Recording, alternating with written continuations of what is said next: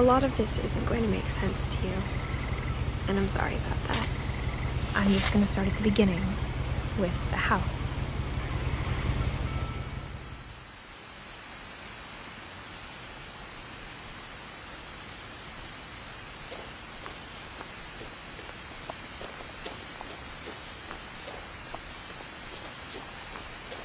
I lived here until I was 11, but I wasn't allowed inside half the rooms.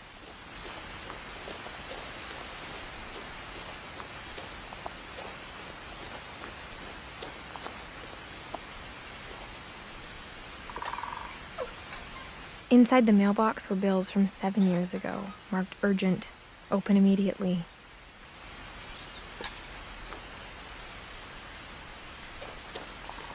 I hadn't been back since my brother Lewis's funeral.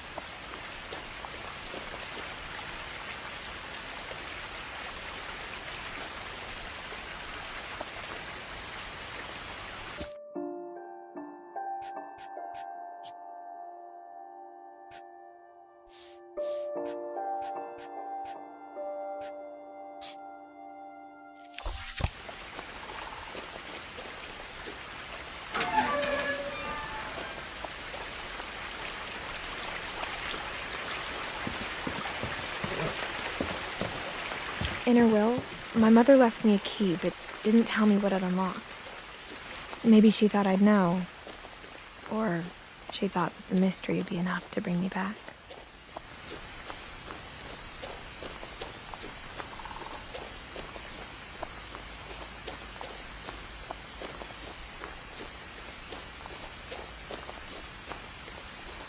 No one had driven this way in a long time, but I saw a few hoof prints.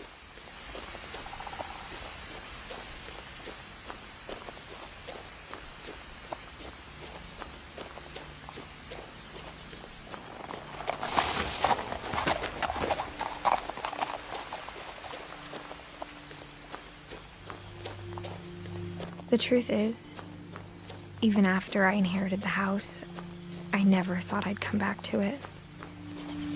But now I had questions about my family that only the house knew the answers to.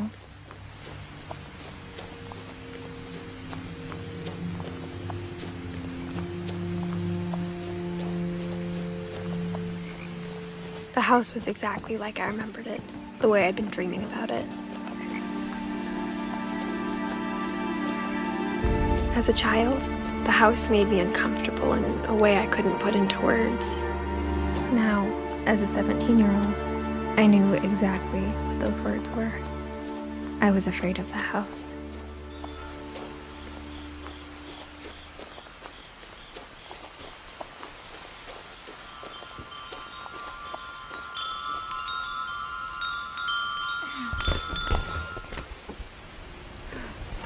Crawling through the doggy door used to be a lot easier when I was 11.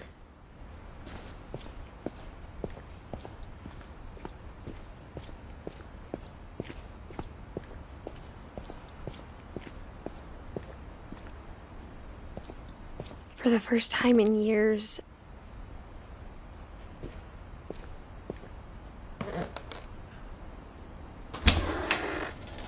I felt like I was home.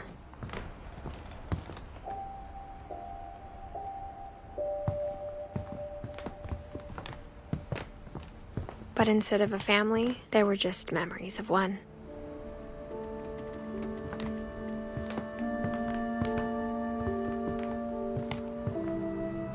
Like how only one restaurant would deliver to our house, so we had Chinese a lot. Nothing in the house looked abnormal. There was just too much of it, like a smile with too many teeth. A lot of things got left behind in the whirlwind of that last night.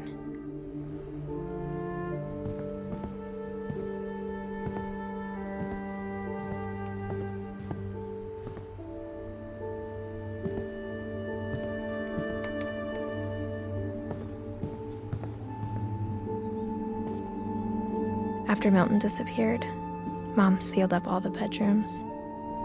Then Edie retaliated and drilled peepholes.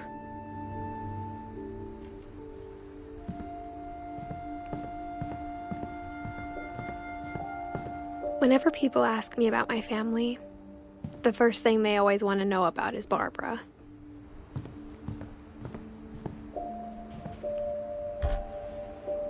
Barbara was a child star for 2 years, until America grew out of it.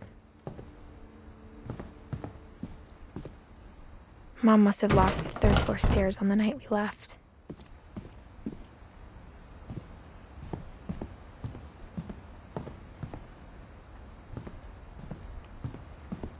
Edie's father, Odin, built the original house.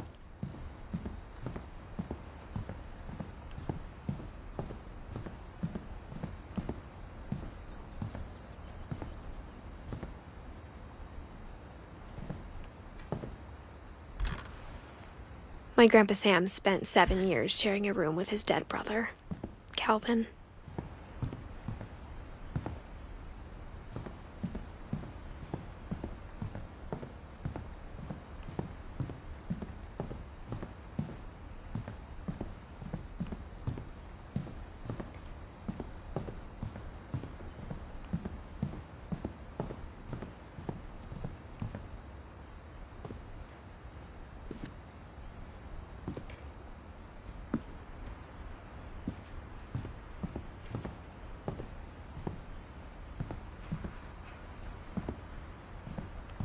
My mom wasn't much of an optimist, but she never stopped believing that my brother Milton was alive.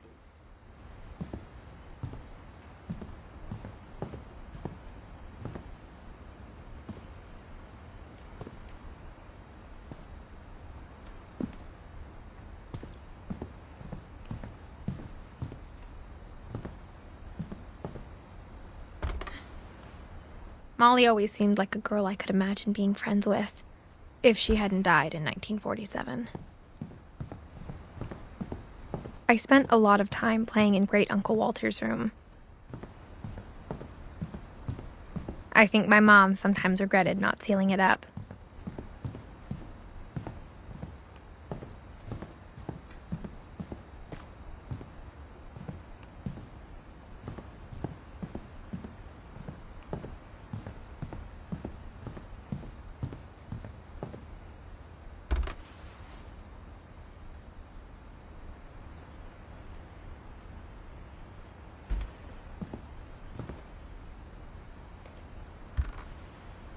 As a kid, I just assumed every house had peepholes and sealed rooms you weren't allowed inside of.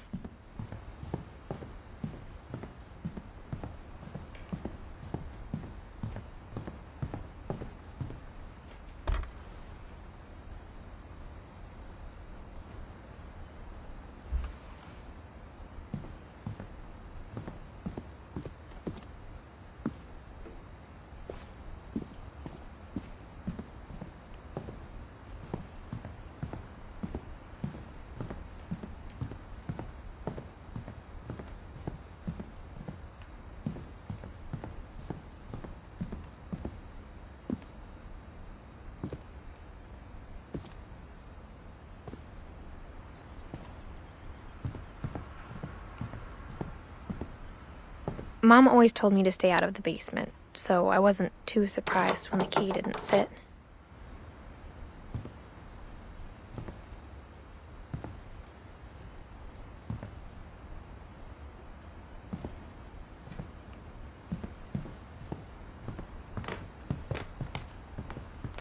The table was still a wreck from the night we left.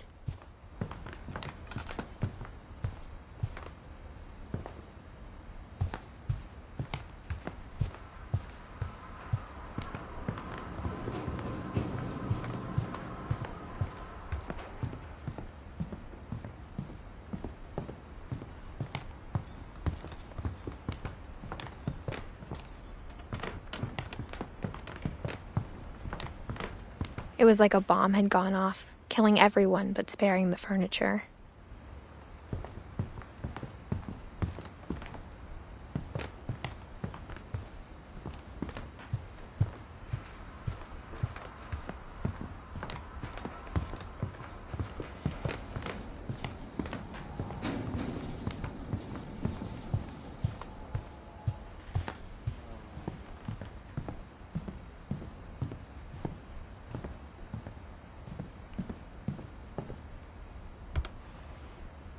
Edie told me once that every finch who ever lived is buried somewhere in the library.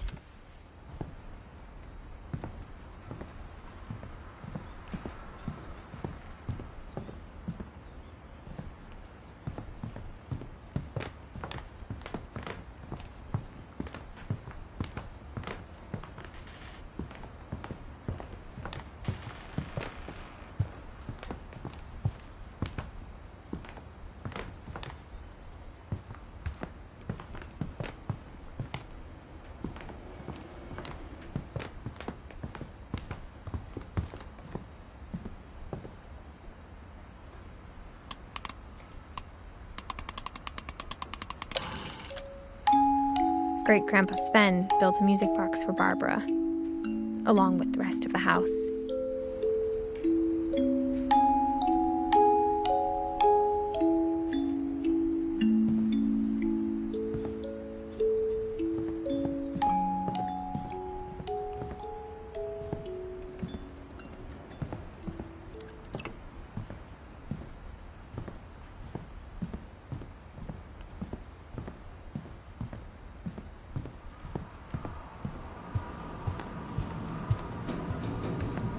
After Lewis started working at the cannery, we all got pretty sick of salmon.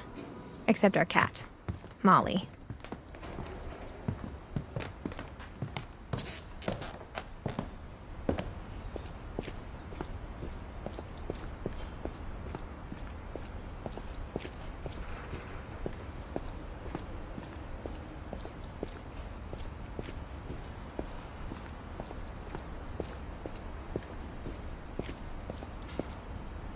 The power had been turned off the night we left.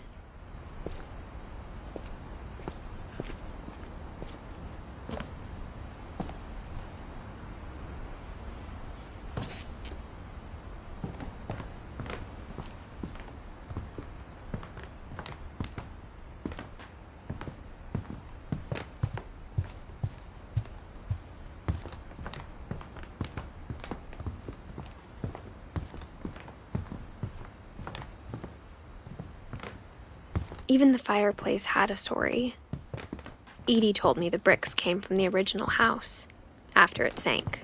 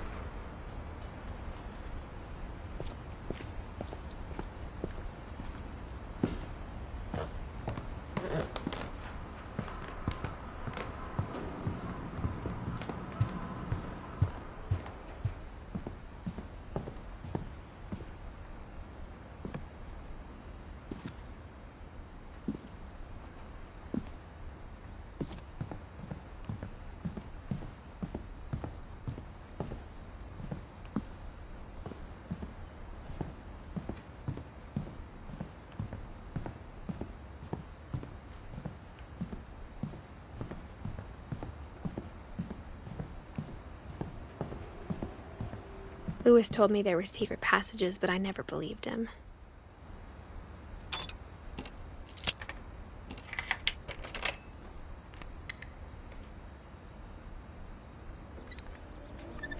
Turns out, my mom was really good at keeping secrets. Now it was time to find out what my mom had been afraid of. From the paintings on the wall, it was clear my brother Milton had been here before me. Reading this, maybe it sounds like I had a plan, but I had no idea what was behind that door.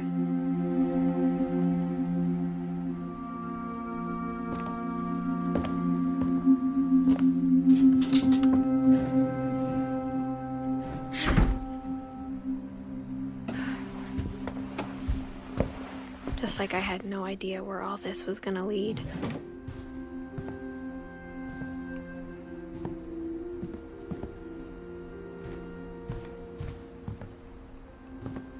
I grew up looking at Molly's room through the Molly's peephole. gerbil had a tiny bedroom with its own even tinier gerbil cage.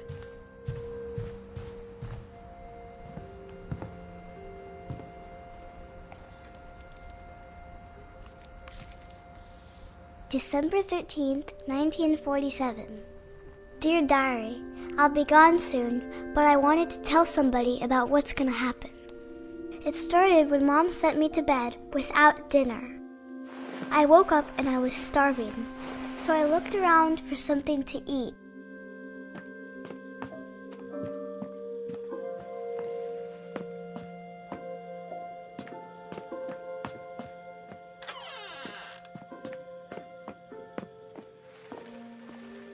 I ate a lot of things that night.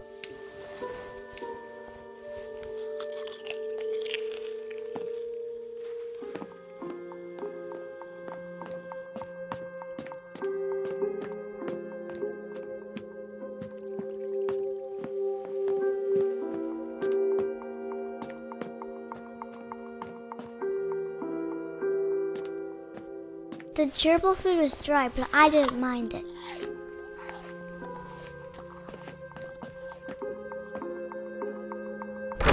Mom, can I come out now? Sweetheart, it's late. Go to sleep.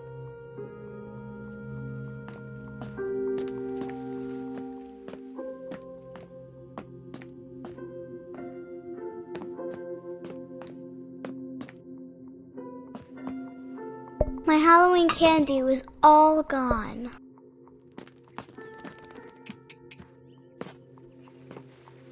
Then I heard chirping outside my window. It was a barn swallow going back to her nest. I reached out for her.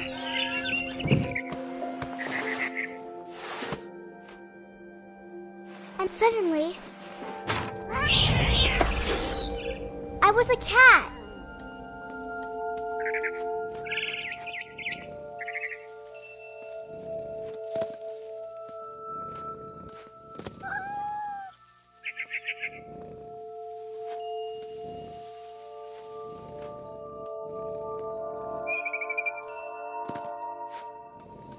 I tried to be quiet, but the bird was really scared.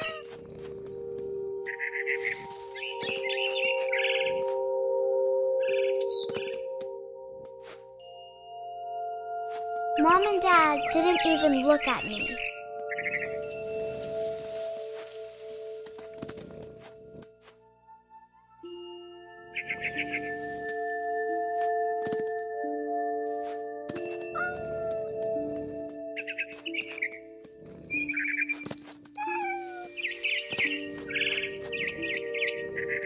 I jumped and I almost got her.